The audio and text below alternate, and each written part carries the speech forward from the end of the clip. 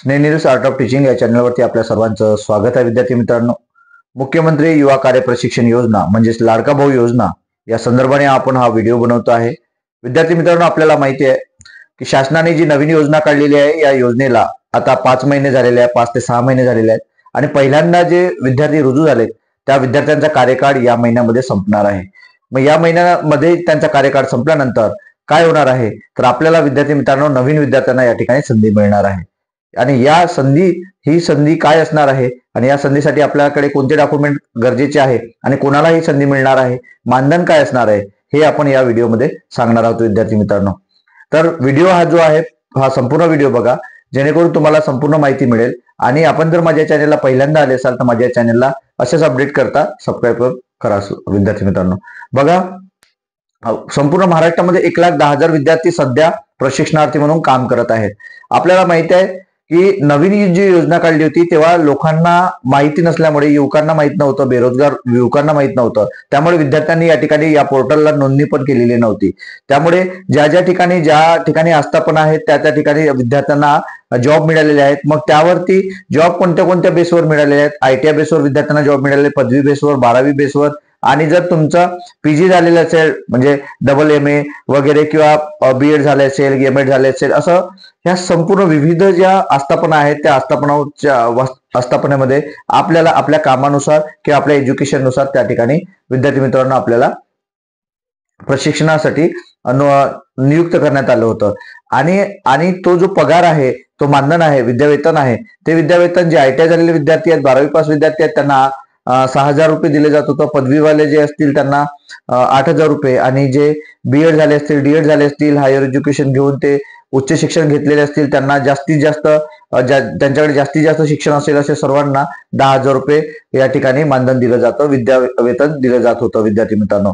मग आता हे जे विद्यार्थी या ठिकाणी प्रशिक्षणार्थी म्हणून यांचे 6 महिने झाले. मग या 6 महिने झालेल्या विद्यार्थ्यांना काही विद्यार्थ्यांचे आता सध्या लढा सुरू आहे, ज्यात त्यांचं असं म्हणणं आहे की कार्यकाळ वाढवायला पाहिजे. आणि आपले जे काही विद्यार्थी आहेत, 1,10,000च विद्यार्थी या ठिकाणी बेरोजगार नाही, तर संपूर्ण महाराष्ट्रातले इतर जे राहिलेले जे विद्यार्थी आहेत, जे अभ्यास करत आहेत ते सुद्धा बेरोजगारी आहेत.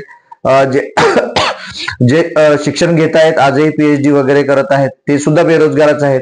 आणि नेट सेट झालेले विद्यार्थी बेरोजगार आहेत. असे खूप सारे विद्यार्थी आहेत जे बेरोजगार आहेत. अशाच विद्यार्थ्यांना असं वाटायला लागलं की सर, आम्हाला सुद्धा आता काय मिळायला पाहिजे, संधी मिळायला पाहिजे, कारण या विद्यार्थ्यांचे 6 महिने झालेले आहेत. आणि असे सुद्धा विद्यार्थ्यांचे या ठिकाणी आपल्याला कमेंट येत असतात. मग त्या बाजूने जर आपण बोललो तर विद्यार्थी मित्रांनो, हो, आपल्याला सुद्धा ते गरजेचं आहे. आणि ही जी नवीन नोंदणी आहे, ही नवीन नोंदणी आता येत्या 2 ते 3 दिवसामध्ये सुरू होणार आहे.